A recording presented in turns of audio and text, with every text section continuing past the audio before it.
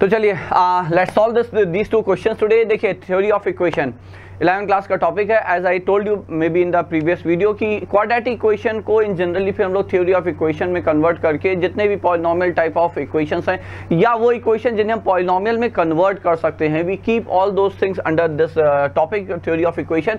पहला चैप्टर है if x i where i is 1 2 3 4, that means there are 4 roots of the equation and ln x raise to the power 4 minus 3 times ln x raised to power 3 plus a times ln x square plus 7 equals 0. Then we have to find the value of, now what is this, what does this symbol mean?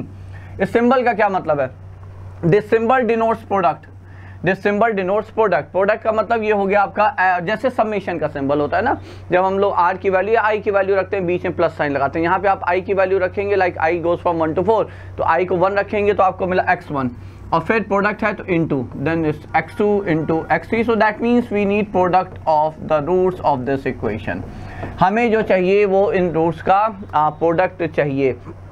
ठीक, अब देखिए 4 degree की equation है, सो x expected और ln x आपका 1 1 function है।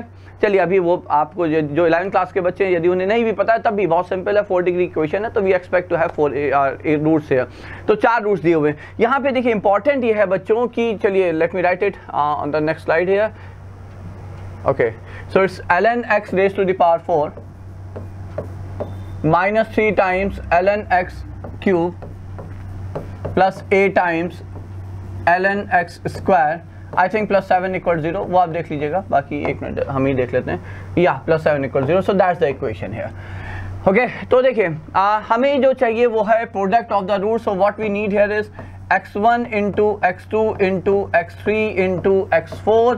ठीक है, पॉइंट ये है बच्चों कि यदि हम यहाँ पे देखिए पॉलिनोमियल के लिए रिलेशन ऑफ रूट्स का तो हमें पता है। 4 डिग्री इक्वेशन है, 4 रूट्स हैं तो उसके 4 रिलेशन होंगे। Sum of all the roots है ना जो हो जाएगा आपका is equal to minus b by a. I believe आप लोगों को पता होगा product taken 2 at a time will be c by a and so on. ठीक है, बट पहला पॉइंट यहाँ पे ये उठता है कि इक्वेशन के जो यहाँ पे जो हम रिलेशन लिखेंगे रूट्स के वो हम x1 plus x2 plus x3 plus x4 लिखेंगे या हम ln x1 plus ln x2 plus ln x3 plus ln x4 लिखेंगे। That is if I write sum of roots here,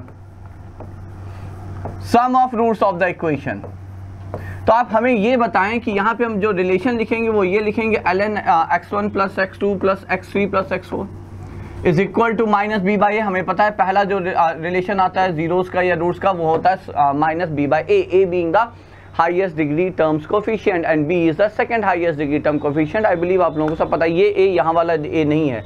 ठीक है, यहाँ पे जो ए है वो लीडिंग कोफिशिएंट है, हाईएस्ट डिग्री कोफिशिएंट है। या हम यहाँ पे लिखें बच्चों ln x1, now think on it and like decide कि कौन सा सही है। क्या लगता है which one has to be taken here? Minus b by. अब देखिए बात ये है कि क्या ये पॉलिनोमियल, यहाँ पॉलिनोमियल है, पहली बात तो पॉलिनोमियल है ही नहीं भाई। ln x के टर्म में ये इक्वेशन है ना कि सिंपल x में, तो it's not a polynomial equation. Polynomial equation तो आपका ये तब होगा ना जब आप ln x को t किसी नए वेरिएबल t से रिप्लेस कर दीजिए। So if I suggest I say okay let ln x be t here, ln x को t रख दीजिए तो इक्वेशन क्या बन गई। अब देखिए t raise power 4 minus 3 times t cube plus a t square plus 7 equal to 0। अब बताइए यहाँ से यदि हम आपसे कहें sum of the roots of the like sum of roots क्या होगा, तो आप ये लिखेंगे ना t1 plus t2 plus t3। अब आप समझ गए होंगे t4 is equal to minus b by a, b is minus 3, a is 1, so this is 3। यही तो लिखेंगे ना बच्चों। Now what is t1? Is it x1 और is it ln x1? t1 is of course t ln x है, तो t1 क्या होगा ln of x1। so that means we are going to use this relation here and that's it। यही answer आपको एक line में दे देने वाला है। क्यों? क्योंकि फिर लॉ की प्रॉपर्टी है ln x1 plus ln x2 plus ln x3 plus ln x4 is ln of x1 into x2 into x3 into x4। ठीक है, तो ये आ गया आपका यहाँ पे। so this is nothing but, तो ये यहाँ पे हो जाएगा ln of x1 plus x2 ln x1 plus ln x2 plus ln x3 dot dot dot plus ln x4 is equal to 3। ठीक है, so we can write it as ln of x1 into x2 into x3, यही हमें चाहिए जो ln के अंदर है। सो this is 3 and that. So what's the answer? तो जब आप ln हटाएंगे तो ये जो प्रोडक्ट है x1 into x2 into x3 into x4, what will that be? ये हो जाएगा e raised to the power 3। Okay, so that should be the answer. So I am correcting it here.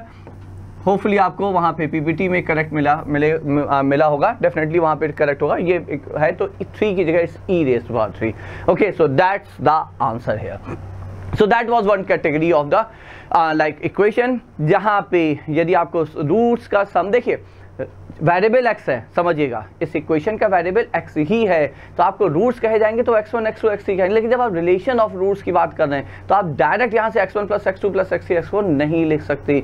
आपको ln x1, जब यहाँ पे relation of roots में आएंगे तो आप ln of x1 will be consider to be the first root of the equation, because equation है ln x के टर्म में। Okay, so that was first equation. Second equation देखिए, ये दोनों ही देखिए, ये दोनों जो इक्वेशन है ना, एक टाइप ऑफ इक्वेशन है। Once you know it you can definitely handle it. यहाँ पे देखिए क्या है, ध्यान से ऑब्जर्व करिए, ये हाईएस्ट डिग्री टर्म का कोफिशिएंट और कांस्टेंट टर्म कोफिशिएंट सेम है।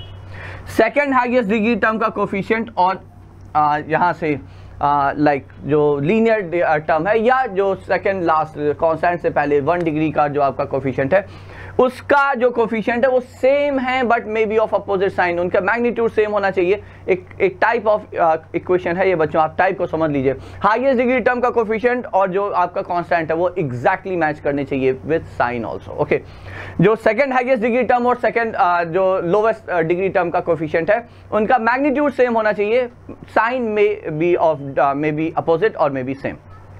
और जो मिडिल टर्म है वो कुछ भी, और एक मिडिल टर्म आप होगा, यहाँ पे आप मान के चलें वो होगा। ठीक है, अब यहाँ पे देखिए, सबसे पहले हम यहाँ पे भी यही करेंगे, हम कहेंगे okay late 5 raised to the power x be t। आपने जैसे ही इसे लिखा तो ये आपका आ जाता है प्रॉपर पॉलिनोमियल फॉर्म में, तो ये हो जाएगा 2 times t raised to the power 4 minus 3 times t cube minus 9 times t square plus 3t plus 2 equal to 0। अब यहाँ पे हमारा सजेशन ये है कि जो आपका मिडिल टर्म है उसकी जो डिग्री है, जो टर्म है 90 स्क्वायर, जो डिग्री है पॉलिनोमियल जो वेरिएबल का टर्म है, उससे आप पूरे इक्वेशन को डिवाइड कर दें, meaning they by dividing by T square both the side. आप टी स्क्वायर से दोनों साइड पे डिवाइड कर देंगे तो ये हो जाएगा 2t square, so it's 2t square minus 3t I suppose minus 9 and then this is plus 3/t plus 2/t square equal to 0। ठीक है, now that helps us in converting it to a proper quadratic form. I am just looking it back, plus 3 है plus 2 है। Okay, so that's it. ठीक है, अब देखिए ये 2 हमने कॉमन ले लिया, ऑफ कोर्स सिमिलर, ये सिमिलर लुकिंग टर्म्स हैं, है ना, इनको एक साथ कर लिया। यहाँ पे -3 कॉमन ले लिया तो ये एक साथ हो गया, and then -9 equal to 0. Now look at this term t square plus 1/t square. The beauty of this term is ये जो आपका t square plus 1/t square है, इसे यदि आप चाहें तो t plus 1/t के होल स्क्वायर में कन्वर्ट कर सकते हैं, and then you have to write -2, or you can write it as t minus 1/t का whole square after adding plus 2 here. Okay, so that's why I said कि ये जो coefficients है ये अपोजिट हो साइन क्यों या सेम साइन को चलेगा, मैग्नीट्यूड सेम होना चाहिए, क्योंकि यहाँ पे यदि t प्लस 1/t आ जाता तो भी कोई समस्या नहीं, हम इसको इस फॉर्म में लिख लेते। t माइनस 1/t है तो हम इसको इस फॉर्म में रिप्लेस कर लेंगे। So now you will be writing it as 2 times it's t minus 1/t whole square and then this is plus 4 तो -5 -3 t minus 1/t -5 equal to 0 and that's it. Okay, तो ये आ गया। अब आप यहाँ से कहेंगे okay let t minus 1/t be replaced by some new variable p here, इसको हमने p मान लिया। ठीक है, so if I call it p here तो ये हो जाएगा 2p square minus 3p minus 5 equal to 0। Factorisable है ये, 2 5 10 5 है ना, तो ये हो जाएगा 2p square minus 5p plus 2p minus 5 equal to 0 and then you can write it as, आप फैक्टराइज कर लेंगे, p हो गया, ये हो गया 2p माइनस 5 प्लस 1 हो गया 2p माइनस 5 इक्वल टू 0। तो एक p आ गया 5/2 और एक आ गया आपका -1, सो 1 is 5/2, so therefore p is -1 here, so 1 is just a minute, तो ये हो गया आपका p हो गया 1 is -1 and this is 5/2, isn't that? So that's it, है ना. अब आप यहाँ से सीधे सीधे ओके जस्ट अ मिनट, या -1 and 5/2, और हमने इसे माना था t - 1/t, ठीक है. अच्छा ये याद रखिएगा, t is 5⁻⁴ ओके.